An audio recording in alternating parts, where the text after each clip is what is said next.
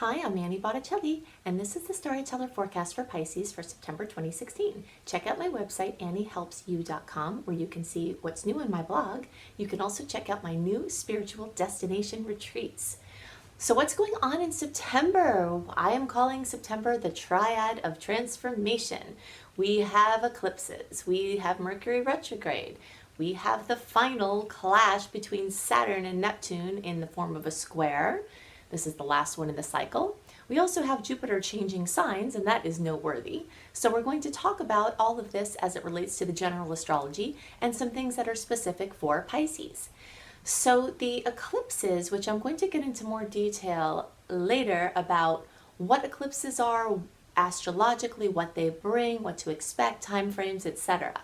But first I want to talk about specific energies or themes that are for Pisces that have been going on since spring of 2015 when the Pisces Virgo eclipse cycle started, and they continue into 2017 when the last Pisces Virgo eclipse occurs. There's been a theme of self versus relationship.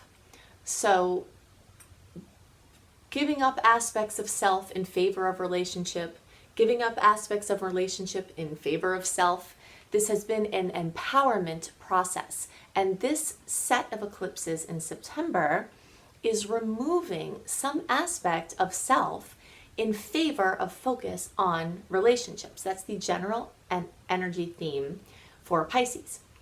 But this can be confusing because Pisces energy has a way of selflessly giving itself over to love, very much often in a disempowering way where it's so much that either the other person can't handle it or the Pisces person loses themselves in the relationship. And so I want to be very cautious here as I'm saying this theme of giving up some aspect of self for relationship.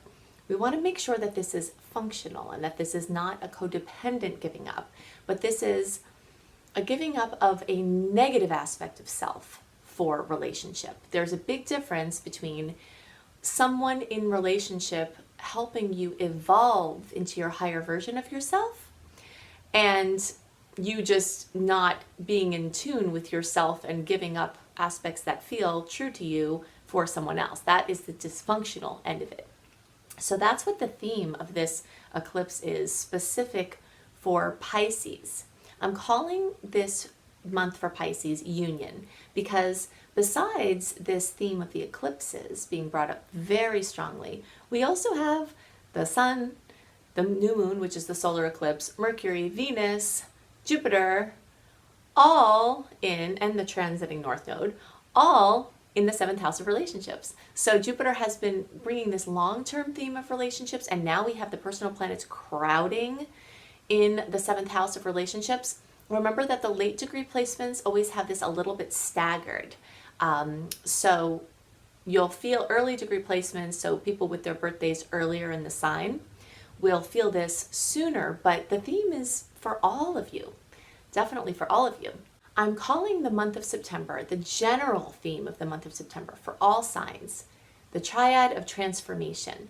There are 3 events occurring this month: the eclipses, Mercury retrograde, and the final Saturn-Neptune square, that each on their own have their own story and potentials for change. But when converging together, they bring just massive opportunities for alchemy. So I'm going to break these down into their sections. Eclipses are powerful astronomical and astrological events that occur twice a year. We call them the spring eclipses and the fall eclipses. Of course, if you're down under, that would be opposite. So this fall eclipse for you is your spring eclipse set.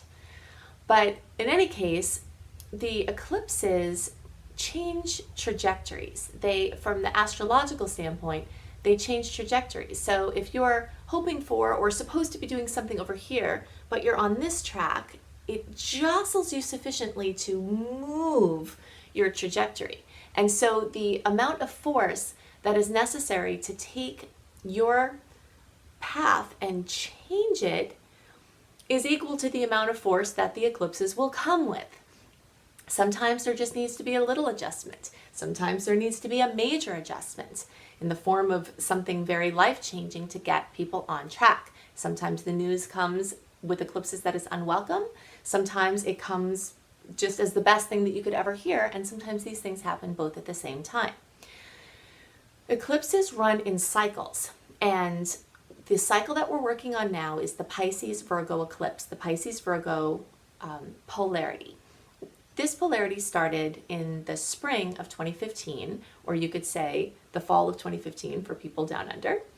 And the way that this works is the eclipse polarities run over a period of time. These run into spring of 2017. And there's a 4 to 6 month integration rate. So we'll say until almost the end of October of 2017 is when this full storyline is rolling out. So the eclipses work on a certain sector of your life. They work on the general sector for the signs, the Virgo Pisces, and then we talked about for your sign specific what the themes were for the houses. Now, the whole time that these eclipses are occurring, it's taking pieces, working on a project, and moving you along a continuum. So, on September 1st, we have the solar eclipse 9 degrees of Virgo. This eclipse is actually also squaring Saturn, which adds a little bit of a challenging edge to it. Then we have the lunar eclipse on September 16th at 24 degrees of Pisces, and that is conjunct Chiron, which is adding another intense element to it. Solar eclipses tend to bring in new energy. They're new portals of energy that are open. And with the energy of Virgo, this is coming in as new chances to work more efficiently, new chances to have more work if you needed work, or less work if you were working too much, or improvements in your work-life situation. They can also bring major radical changes to your health, to your diet, to your lifestyle. They can bring changes involving pets and animals and your relationship with pets and animals. So something new opening in those sectors. The lunar eclipse on September 16th at 24 degrees of Pisces is eclipsing something out. It's ending something, it's completing something, it's bringing something to fruition. The fact that it's conjunct Chiron is bringing this opportunity to end the victim mentality. And this is a huge one. This is part of the human condition that people who are consciously evolving are choosing to step out of.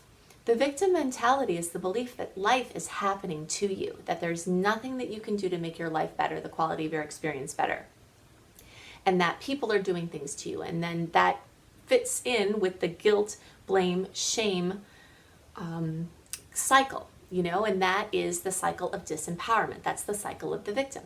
Chiron, the asteroid that is conjunct this lunar eclipse, is all about the woundedness. It's called the wounded healer. So any places you're most wounded, and whether you believe in past lives and it comes from there, or whether it's from this lifetime only, it doesn't matter where it comes from.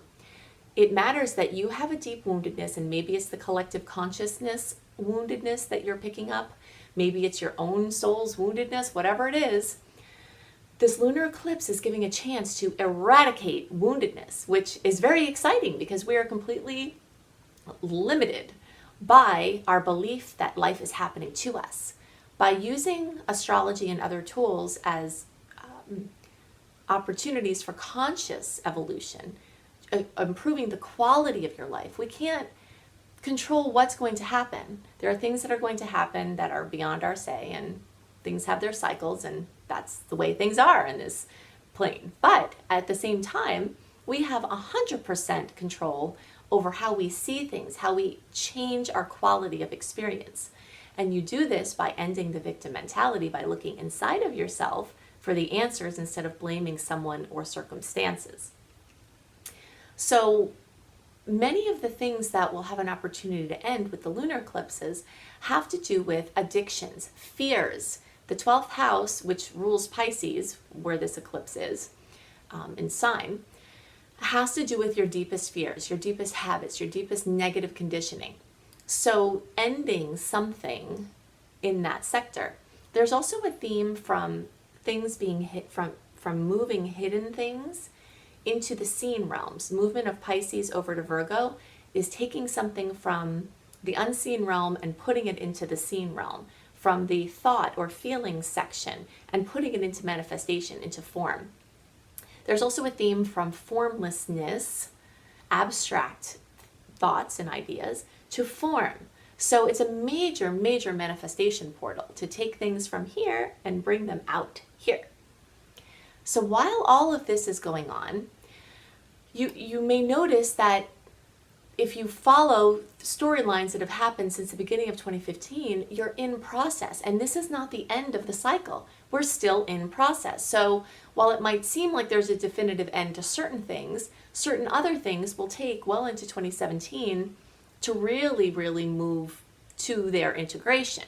But we're at another important point here of that continuum. At the same time as the eclipses are occurring, we have Mercury retrograde. We hear about Mercury retrograde 3 to 4 times a year, and it can get, boring. We don't want to hear about Mercury retrograde anymore, maybe.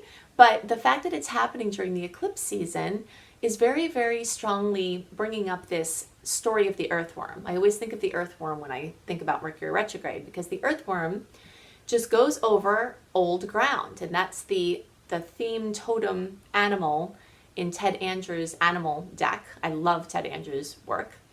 And he talks about the earthworm working old ground, and that's what I think of when I think of retrogrades. So when Mercury retrograde comes up, which that went retrograde August 30th through September 21st or 22nd, depending on your time zone. And then the shadow periods stretched out, started about August 10th, and then stretch at the tail end until about October 7th. But once it's direct, every day that Mercury gets stronger, you'll feel it, and it's not until October 7th that it regains full strength, but it doesn't mean you can't take some action before then, because that's going to become an open window for taking action. This eclipse time of September is not the time to take action unless it is forced by the eclipses.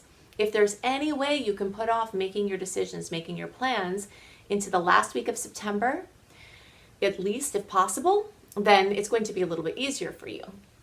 Because of the Mercury retrograde cycle, it lends itself to short-term arrangements. So let's say some news comes in from the eclipses and you have to do something different. You have to make an arrangement. Try to make those arrangements temporary. Something like a 6-month lease on a house, a 6-month contract, something month to month, or something that has some flexibility in what you're agreeing to, because the Mercury aspect of it tells us that some aspects of what's coming in may have a shorter shelf life and may still be in process. So you can see more about Mercury retrograde, the do's, the don'ts, and such by looking for my Mercury retrograde video. If you search for Annie Botticelli and put in Mercury retrograde, then you can find that there. So the third aspect of this triad of transformation is the final square between Saturn and Neptune. Saturn is the bringer of form, and Neptune is the ruler of Pisces, which is this unseen hidden realm.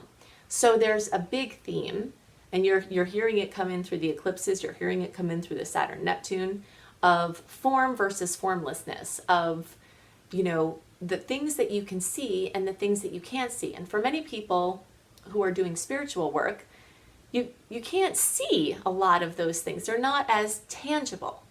But to those of us that dwell in those realms, they're just as real as the things that you can see in front of you. I always think of the idea of cell phones. Nobody ever questions, looking at a cell phone and you're calling someone across the world. You can't see how that's going on. You can't see the cell phone beaming up to the satellite, and whatever else that goes on there. You can't see it, but you trust that it's happening because you see that it's happening. And there are many, many, many, many things that we can't see that are real, that are totally real. And the journey of humanity into these lesser seen realms is part of this clash between Saturn and Neptune. It's telling the story of the battle of the seen and the unseen, the formlessness. So we started this square cycle November 2015. We had the second run in June of 2016, and now this is the final theme. So again, there could be a theme running here of creating a bridge. In my mind, neither one is right. The form and the formlessness, neither is right. They both are real and they both are valid. And so it's up to us to transcend. And we can transcend by building a bridge between the worlds, a bridge between the answers, leaving room for all of it to be right, and finding the ways where we can use all of it for our full multidimensional highest expression in this lifetime. So those are the three things that are going on. There's something else, and of course there are lesser aspects. You can always get more information about the lesser aspects that are going on that I don't mention in the horoscopes when you sign up for my free email newsletter. If you go to anniehelpsyou.com, on my front page you can sign up for my free email newsletter, and I write dates to notes and general themes, and I send that out a month before the month that it's talking about, so that you can see what good days, for things for your planning purposes. Something else very noteworthy this month that I'm going to go into way more detail in October is Jupiter changing signs. It's moving into Libra, and so it's been expanding and bringing growth and opportunities in Jupiter for a year, and now it's going to bring mischief and miracles into the house or the sign of relationships. So I'm going to talk about how that will affect your sign specifically and more details about Jupiter next month, because we already had so much to focus on in September. So I hope that you have a wonderful month. If you're interested in learning astrology with me, there might be a few slots left in my astrology apprenticeship program. You can see that on my website, anniehelpsyou.com. I always have new blogs there all the time. I also have my Creating Successful Online Business course if you want to take your light work into the international realms and not be geographically tied. And I have my new Soul Connections destination retreats that are starting. So you can check out more information about my first retreat for this fall. And I hope that you have a wonderful month. I'll see you next month. Bye.